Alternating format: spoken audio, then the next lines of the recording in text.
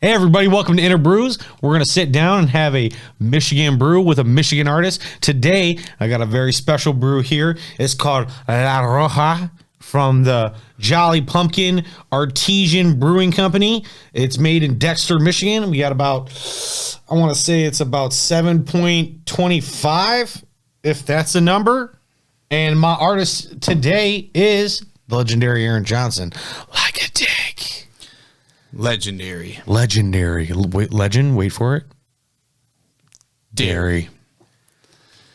No. So, buddy, we rocked this out a couple times. We did your first one, which for some reason only lasted about 17 minutes, which is a record for Innerbrews. You know, right on. You're the first one. Or me in bed. Or exactly. There you go. About 2 minutes longer than me, so you're lucky at that. Let's start off from the top. When do you start playing music? And I'm pretty sure it's at the age of 4, but who's influencing you at 14?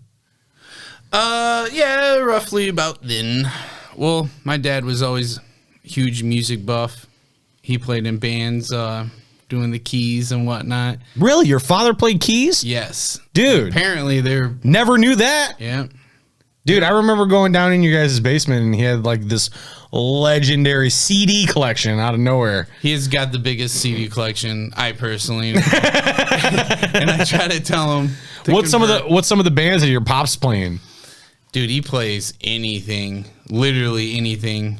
He doesn't like anything that deals with the metals. The metals? Nothing metal? Yeah. Any hair metal? No, he actually absolutely despises David Lee Roth. Which is crazy because that's like one of your faves. Nah, you know, he's a showman, you know. Anyways. As you are, my friend. I wouldn't say all that. Oh, stop yanking the chain. Don't be modest. Anywho, La Roja is one of my personal favorites. Yeah, this is going to be the first time I try it. It's a sour, if you will. Mm-hmm. And I'm excited about, I mean, fucking amazing ass bottle. Like fucking Beethoven kitty. I'm about it. Mozart kitty. It's a beautiful thing. But like I said, he really was the main influence to, he really put it in my ear with music, you know. It just always is in the background. You know, my Matchbox 20, Wallflowers type deal. This is what your father's listening to. And I was digging it at 6, you know what I'm saying? I loved it. I loved music, you know, growing up.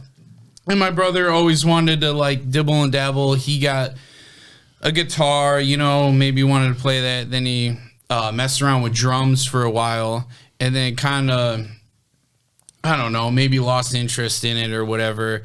And then that's when I came into play and kind of picked up his hand-me-downs and whatnot and tried to do it all, you know, by myself, whatever. Like self-taught? I'll figure it out. Yeah. You know, I like music so much. Like, all right, this is what a hi-hat sounds like. So when you're teaching yourself this, what are you listening to? What's influencing you personally? Same stuff Same as my dad. But, like, you know, I grew up on, I think Offsprings was, like, my favorite band. For sure.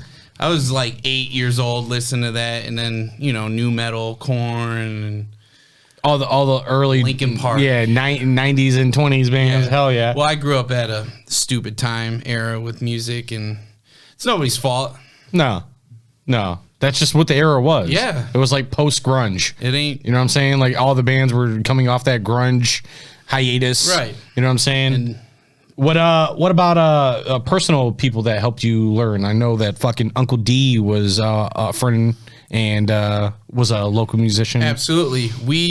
Sam was one of my good friends growing up, and his brother Destin played in bands that we used to go. I don't know how we used to, but we used to go to Mugs back when we were like 12 years old. My brother went there, so I guess it was okay for me to go there. But it really wasn't. I was the youngest. Not at the time. Yeah, not at the time. Probably not. Getting tossed around in a bloodline pit. Like, I learned real quick. You know what I mean? A little sour, ain't it? That shit gave me De Niro face, bro. That was like, that's something different. Strokeface. That's like dropping a warhead in like a beer. Like, my God. That is a different beast. I don't mind it. Makes your tits hot. My tits are hot right now. I got a little sweaty nipple. Yeah, so like I said, so Sam was a big influence. You know, as one of my good friends, and we used to go see shows together, see his brother play, and he was interested. I was interested in playing. I always have been, and he kind of was my mentor, and like, you know, he would learn riffs before I did, and then like show me them, and so we always clicked on that page with. Right. I mean, dude, you interested in music is pretty much an understatement. I mean, 2003, you're playing with Sam. Next year, you're in a band called The Remaining Few.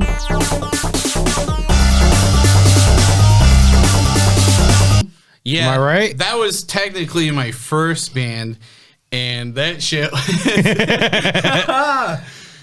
I played drums in that band. Yeah. And we played, I don't know, techno.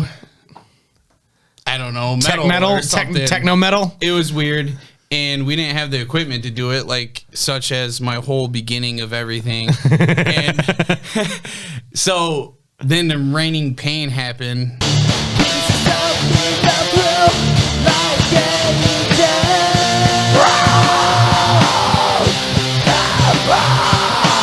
Because we could just play metal, and that's the same year.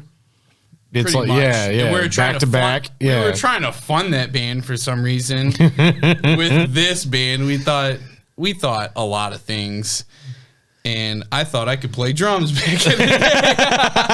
I still can't. So, what about beginning to end? That's the next band, really, right?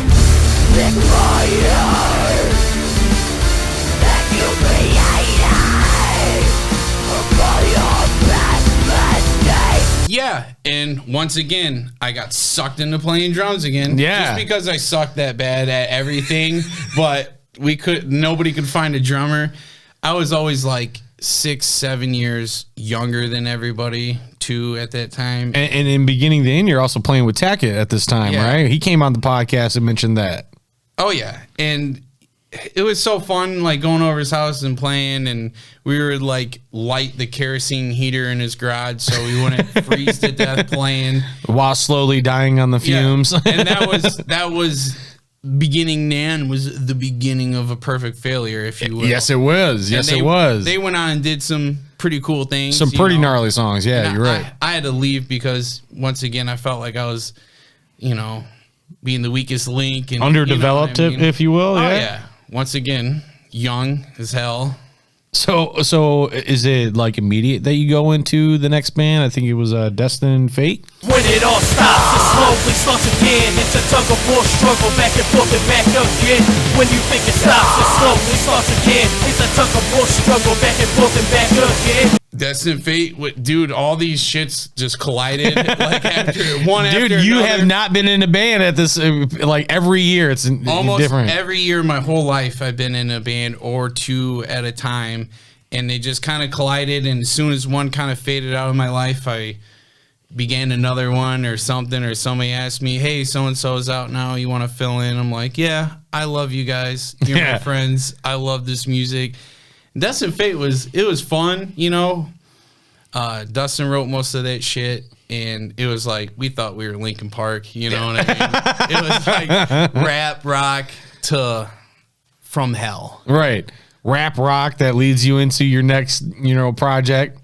We'll speak about it briefly is Penniless, right? Oh God, yeah. So, rap rock turned into rap, and I was just around like hanging out with those guys and rapping and stuff, and Blue, he was making beats, For Blue. sure, yeah. And his beats are sick, and I don't know, we just hung out and would just Blue and Robbie put in that work and then threw you on there, and it was like our off time or whatever, drinking and shit, and I just was around throwing on a few verses. Not very proud of it. A little cringy. We did, however, played some shows. Yes, you did. I literally couldn't get into a few of them because I was way underage, and they weren't having it, entertaining or not, whatever, which is probably for the best. Yeah, we recorded some stuff that you'll never hear, and that's it. Any favorite shows in Penniless? House parties, baby. House parties are the best. I think that's all we did.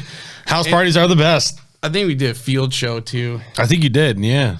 If not the first one. I think it was the first one. Pretty cringy, but everybody loved it. Hey, like the song said, we got fucked up, and that's what you told us to do, and let's get fucked up. And that's on YouTube, but you'll never find it anybody. Let's get fucked up beyond recognition. Tired of awaiting your decision, so just press ignition. I get fucked up beyond recognition. Tired of awaiting your decision, so I press ignition. I've been hard looking too, man. You couldn't find it. My God. It's for the best. So that's 2006 to 2008. In the midst of that, you were doing Serpent Eve.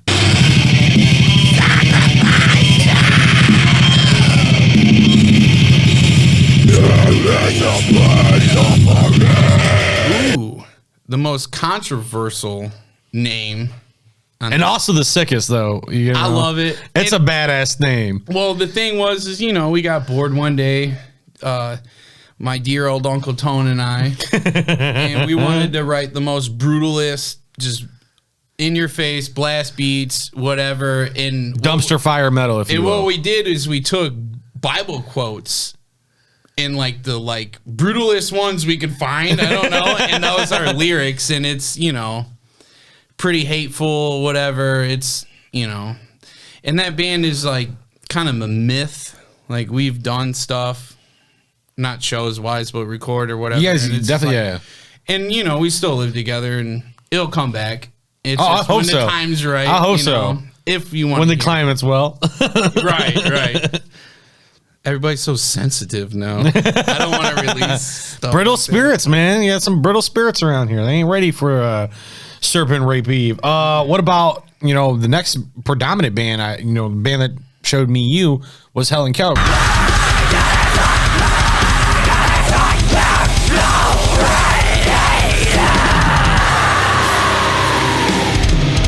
Talked about it briefly. Yeah, we did last time. Well, let's touch on it just a little bit here to remind the folks. What was one of your favorite shows you played? Man, there's a bunch. I think last time we talked about the Elbow Room. That was sure. sick. The Screagle is when I first saw you. Yeah, I remember my parents being at the Elbow Room, and I remember you guys my mom coming up to watch me, and everybody had to protect her. Oh yeah, for sure. Getting killed. No one's hitting Mama Johnson, bruh. The bodies were being thrown. Somebody had to step up. I had no problem doing the thing. My girl got messed up one night. And there's actually footage of that. Like I said, she's filming, and then it doesn't. It just stops. Yeah, Blair Witch cuts out. It's sorry, but I liked. Anytime we played with Bloodline, those shows are just so nuts and heavy as fuck. I didn't deserve to play with them, and you're too modest. You're too modest, man. Young, too stupid, didn't know what I was doing. I remember Rack and Roll. You remember Halloween Rack and Roll? Yeah. Dude, that was one of my favorites. You dressed up as Ace Ventura. No, not that year. It was that was Devil's Night. Anyway, yeah, I dressed up as some 80s metal dude. That's right, because Sam dressed up as Slash, right, and had a loose cigarette just dangling out of his mouth the entire time. Right. And it was so soggy at the end. Yeah. I believe we talked about this, but here's another funny story. It's we went as these guys, tight pants and whatnot, and I remember putting socks in my crotch, and Sam's just no, I will never let you have a bigger bulge than I do. And it was just ridiculous at that point. It was a football sized bulge, and halfway down the set, it went down my leg, your knee, and it looked like I had a tumor on my knee. It was kind of embarrassing. No package now. Next question. Well, one band that we didn't mention in the last one was actually a band that you put in a lot of fucking work in was Mass Nema.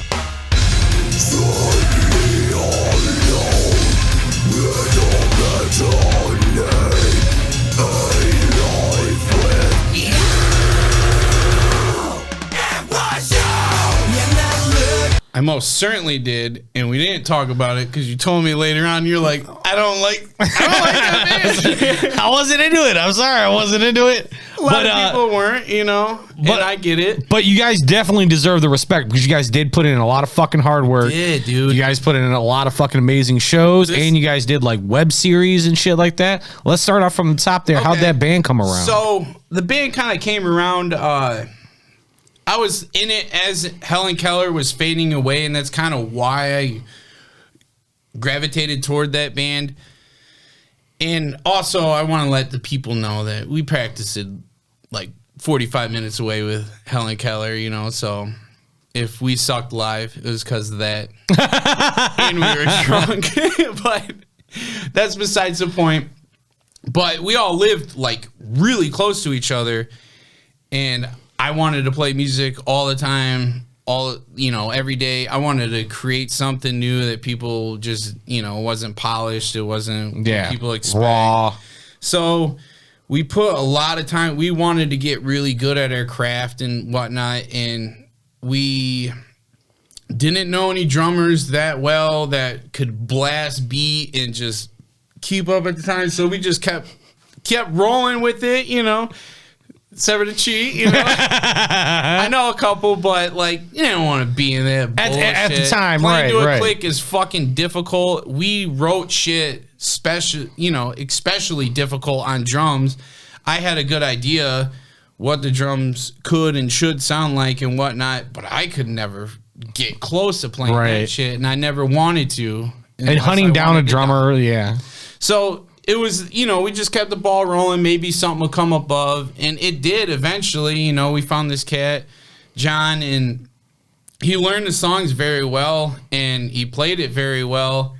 And we were going to release our full-length album, and we were trying to get him to learn all these songs so he can do it and blah, blah, blah. But along those lines, I feel like he got discouraged, wanted to create something new with us. We had a whole album written, recorded, like, here you go, man, learn this, let's play these shows, let's sell this album or promote it or whatever. But I feel like he got discouraged along the lines and left, so it sucks, but nothing beats a live drummer, and he did really good. He did fantastic. I can only imagine playing to a click to that shit, man. You gotta give it up to anybody, right? I can only imagine coming into a band, a new musician, and you come into an already intimidating band because they're already polished.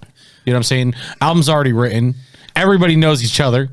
You know what I mean? Yeah. I can understand. It's intimidating, for but sure. How was it not playing with the drummer? I mean, you guys actually played a couple live shows without a drummer. We played a lot more than I thought, and we used to play. And did fairly well without having a drummer.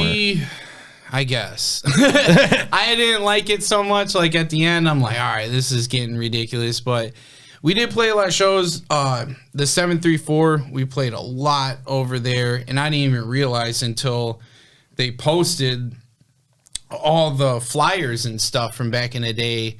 And I'm like, man, we were on this bill?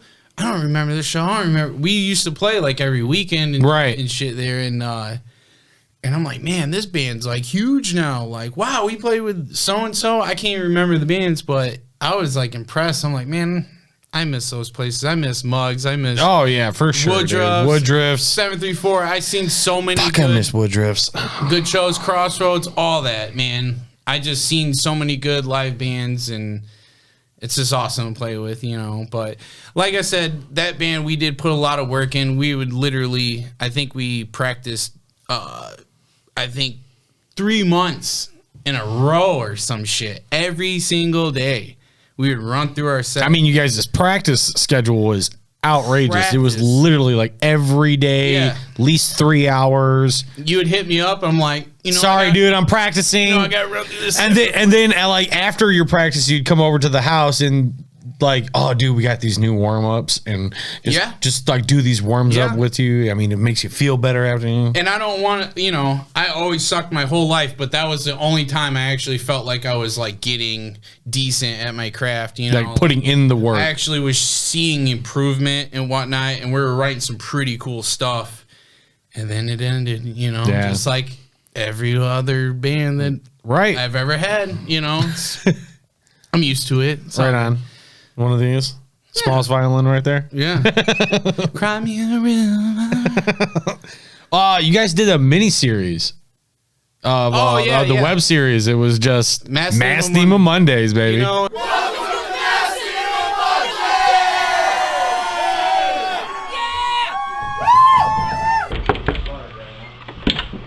What, motherfucker? Oh, something cribs, come on in! We got cowbells. Needs more cowbell. No, it never does. We got motherfucking, what is it? Grandpa's guitar? Oh, that's not Grandpa's guitar.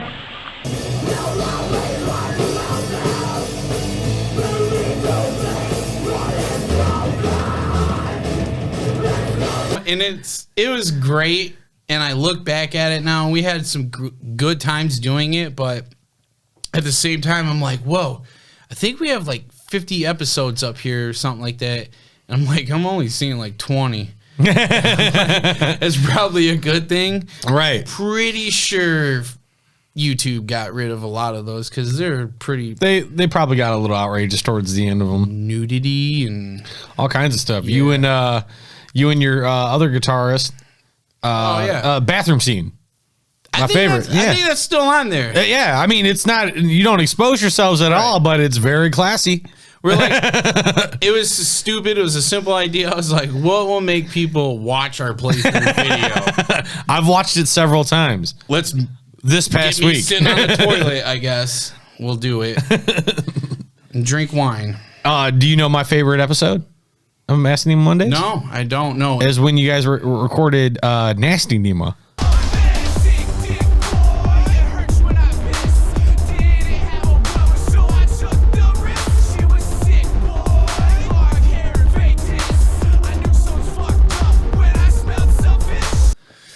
And MC A-Bomb reprised his role and spitting some cringy lyrics. I love that song. This is what That's a happy song. Makes me giggle. Everybody likes that song way more than any song we put together as a whole. For real. Like, it's got more plays than... And this is the thing, is we spent like hour, maybe two at absolute most to make that song. And we were just bored one day waiting for our drummer that eventually just left us, no call, no show kind of thing. Like, well, what are you going to do? We don't want to furthermore without him kind of thing. So let's do something stupid that we didn't think that would get more plays than everything combined. Right. And it's so stupid. We spent 2 hours on that, bullshitted. Nobody's good at rapping. And we spent hundreds of, like, we recorded The Divided. I think it's like a 12-song album. We recorded that like 4 times because we just kept, as soon as we're done, we're like, yeah, it sounds like shit. Let's add this. Let's tweak this. That fine sharpen this. 100 times, I wanted to pull my hair out. And we did it, and then it still sounds like shit because we tried to do it ourselves. We did what we could with the best that we had. Yeah, what was available. Yeah. And still nasty. And still Nasty Nema is the top track. Exactly. Nasty Nema's best. You might find that if you know how to spell it. What about favorite song? Do you got a favorite song? Is it Nasty Nema? No. Okay, right on. What's yours instead of that? Instead of that, I don't know. The first one. That's exactly what I'm saying. Exactly what I'm saying. You hit it at the top of the interview. I wasn't really a fan, but you guys definitely deserve your due. Honestly, I like them all to the points. I like Euthanized because it's super heavy. It's like right to the point, and it kind of like deals with like polyrhythms and diminished chords and shit like that. So I don't know, Truth and More Discomforts.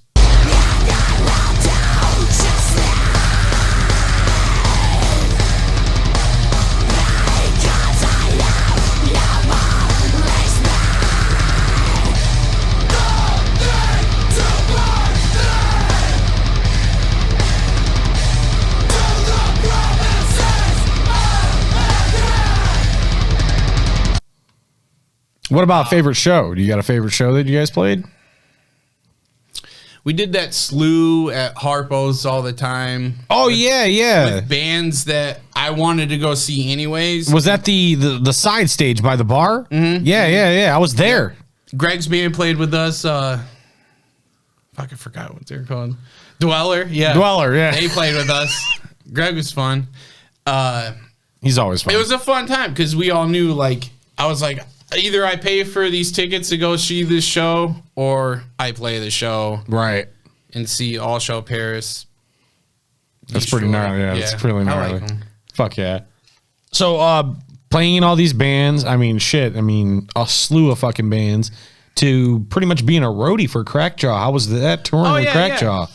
That was like one of my first shows seeing was them at Muggs. And we just kind of became good friends after that. And I mean, their guitarist is your drummer in Helen Keller. Yes. Helped you record a couple albums in different other bands. Yeah, he really showed us what it was to be, a professional band in that aspect of just being on time, being recorded. And even though, like, it was a back burner, we were young as hell and just kind of treated it like whatever. Mm-hmm. I mean, we kind of created that band when we were still in high school and whatnot like that, but he just kind of joined along, and I was always cool with all those dudes and shit, and they asked me if I wanted to go on the road with them, and I couldn't turn it down because it was a great opportunity, good at learning opportunity, really seeing how, like, real rock stars really do it, like, straight up sold out shows, house blues,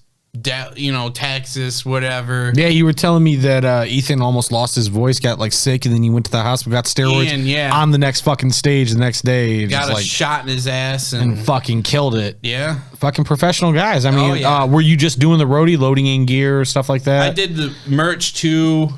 I would try to pop up on stage when I could and do some vocals or whatever. Oh, fuck yeah.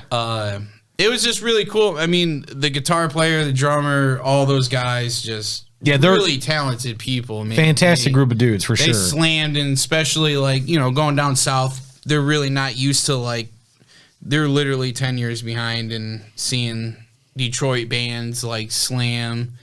They're just blowing their minds. It was cool, man. They played with Seven Dust at some, like, outdoor festival in BFE, Louisiana, and we were just side stage. And honestly, like, that band is just so tight live. Like, you wouldn't think of it. Like, new metal, like Seven Dust, like, super sick to see live. Well, is that your most memorable moment with that band? You got a fucking moment that shines in that band? Probably on tour with, like, just seeing that, it was just like, this is awesome. That's pretty fucking sick. Like, they're playing with some heavy hitters out there that's been doing it for any crazy shit that happened on the road? Not necessarily, because honestly, we had to drive so much. Right. Like, it was work at that point. 12-hour drives, like, back and forth. Whoever planned that out should be fired. The route was like ass. Let us have fun. Let us sleep. So something that's happened currently, what goes into doing a jam session, and what really brought Uncle D and the boys to the mix, man? Yeah, that's a good question. After like living like robots.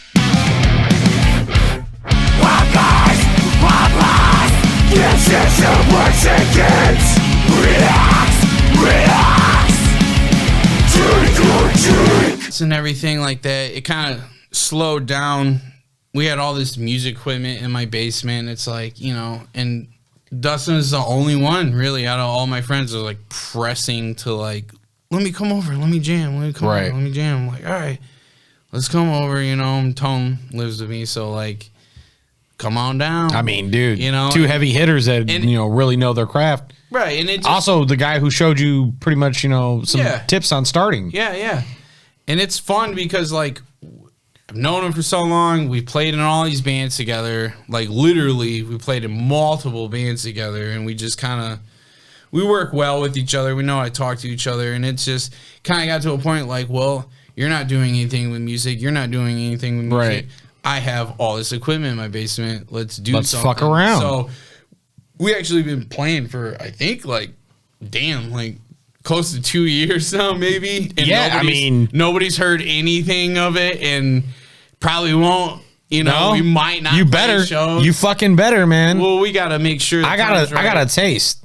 But you gave me a taste. You did, but at the same time, like that's completely different from what we were doing before. Like right on. We straight up just change our shit all the time, and like, all right, we want to do this. We still don't even know what the hell. I mean, do. you did a big change too, because I mean, fucking working as a guitarist in multiple bands, lead vocalist for Living Like Robots, and then you pick up the sticks again, so you know, jamming with Uncle D. Back me on the kid. Yeah, hating my life, sweating my ass off after 8 hours of working every day. It's physical. You got to give it up. Oh, fucking folk. Right, man. No wonder why we always had such a hard time with drummers in the past, you know. And like now, I like see it. I'm like, you know what? They weren't so bad. You got a little bit more appreciation like, for. Like, think about it. Like, no, they don't want to run through the set again. You know, like you guys are just standing there. I feel for them. You know, it's cool, but now it's my turn to take the. You know what I'm talking. Pick up the sticks and whack little, away. Yeah. So, do you think we're gonna see Uncle D and the boys touch stage anytime? You might. Are we gonna get at least a little taste?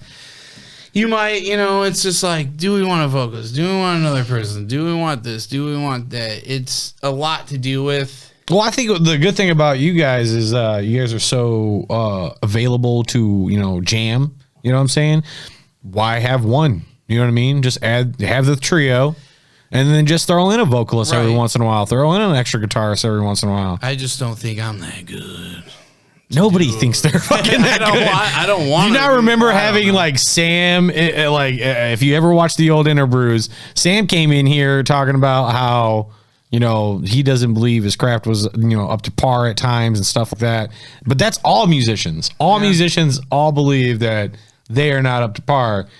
Meanwhile, laymen's like me are just fascinated with the shit you guys can do, man. You have to practice. I don't know how many of my friends, the greats, I'm just like, you guys are so fucking good, blah, blah. I know so many talented people in the scene, you know, and when it really comes down to it, fucking practice your shit. If you're not practicing, you're not keeping up your chops, you know what I mean? And I definitely feel that when I don't play guitar for months or I don't play drums for months, you know, I really feel myself slipping away, and I don't like it. Oh, no. So we've done shows together, and we've actually put shows together. What goes into what do you feel your opinion is on putting a show together? Fuck. Everything and anything goes into putting on a show, man. You got to think about people's safety, not only entertainment. Okay, now where are they going to piss? Okay, or drinking going to be involved? All right, now we need wristbands. We need this and that. Secure, you know, fucking making sure we got a stage and sound gear and fucking. I don't want to toot our own horn, but damn, I think we did throw one of the biggest boys. For sure. I mean, if it wasn't the field show where we did dual stages, we threw that and slapped that 2 stages together and threw the heaviest show that fucking Ipsy's ever fucking seen before. Oh yeah. It was beautiful. The great Craig helped me out. Gregory helped me out in a big bad way. Fucking Uncle Tone throws his razzle dazzle on it all, and sure enough, we could throw a fucking show like no other. I really hope we can do something similar to that, but like, man, the scene was just popping at the time. Like, I don't know, dude. The resurgence is coming, dude. I see a lot of bands that are popping out through the woodwork. I mean, we were rots out there throwing out fucking tracks, dude. I'm fucking excited. Yep, new bands are popping up, man. We were rots about to release their little EP. Oh, dude, stoked. We got a little sneak peek of that, me and you, and Snafu's. It's just nothing but Snafu's fucking throwing them out there. That's really about it. I really know nowadays, man. And Uncle D and the boys, as soon as they, you know, you can blame COVID for that one for sure. Well, the cool thing, and this is one thing I did say, I do believe that COVID did push a lot of artists to reach out of the norms, where we got to see. I mean, we had Adam on here from We Will Rot. His fucking drum covers are like. Absolutely. The catalog is endless, And we wouldn't have got to see that if there wasn't a pandemic that was going down. You know what I mean? True. Like this fucking podcast, if you will. You know what I mean? I was doing stand up, and then sure enough, as soon as I get back into doing stand up, the fucking COVID happens and all the clubs are shut down. Yep. Luckily, you know, the studios were open enough to let us come in here and do this podcast. And Absolutely. I get to introduce all my friends and all the bands and everybody who works with me. You get to learn the talent too. That Are you kidding me? The stories, all the fucking it's awesome, man. The origins, if you will, of great musicians. And I'm glad you're doing this, dude, I'm stoked. I'm People stoked need to know like the stories behind all this. You know, they just see the show for sure, but they don't see the preparation and the practice and the blood, sweat, and tears. Yeah, I mean, like punch in the eyes. FC Metal has that long history that starts way before me and your time. You know what I'm saying? Absolutely. Like we're lucky and fortunate enough to be a part of this. You know, but like the history comes from a long slew of bands and stories and shows. Like that documentary has to happen, pimpin'. We'll do something. We got to do something. So in throwing shows and stuff, I want to touch on a little bit. Tell me how hard it is to get like a good booking set list. Like, does genre matter when you're throwing a show together? Man. That was like, I did it and I was like, damn, I don't want to do this ever again. Like, you got to shout out to promoters and bookers and all that. Like, damn, I think we had that show was like from 2 to like 2 in the morning or some shit. It was long as fuck. Yeah, and I had to book all these bands and fit them all in, and you're cool with this time slot, you're cool with this. Different genre of this, and you know what's going to go after your band. And I love every single style of music except for 2. Yeah. I'm not going to There's like say... I'm not into yodeling. I don't know. I'm just never got into that. Really? I'm just not into that. I don't like wooden shoes.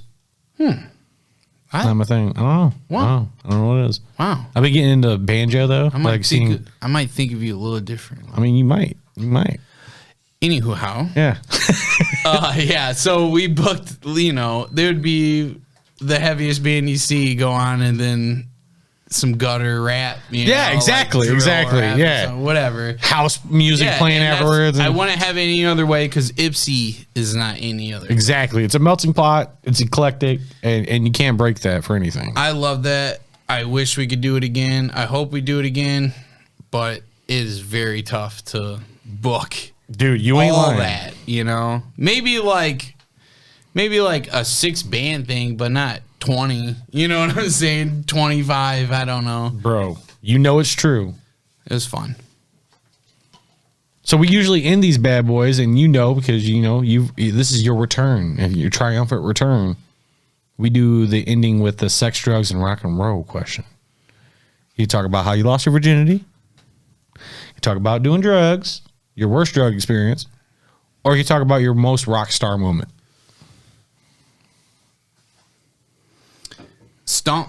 I just am drug, sex, and rock and roll. I guess boom. I'm just stomp, baby. You're the epitome of rock and roll, babe. No. You know, I lost my virginity on Valentine's Day. Aw, romantic. Right? Oh, so cute. Sure. That's no book shit. That's no bullshit. That's no bullshit. I never had a bad drug experience. No, it's just been fucking Never did drugs. awesome. Never did. So That would make sure you didn't have a bad one.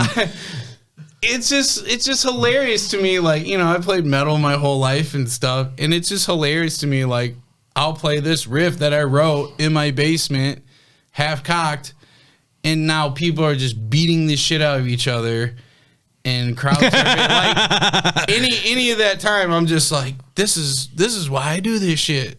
Me and my best friend Marcus have been in a lot of pits because of your fucking riffs that you made in your basement, for sure. And I appreciate every one of you. For real. And I appreciate you, baby. I appreciate you coming back on here and doing this with me, man. I loved it. Everybody, please look this motherfucker up. Look out for Uncle D and the boys, because don't listen to him. It's coming, baby. It's coming. Y'all be easy now, yeah? Ipsy Metal will survive through COVID. It's like, I don't know. Have a good night, guys. Girl, you know it's true. Ooh, ooh, ooh. I love you.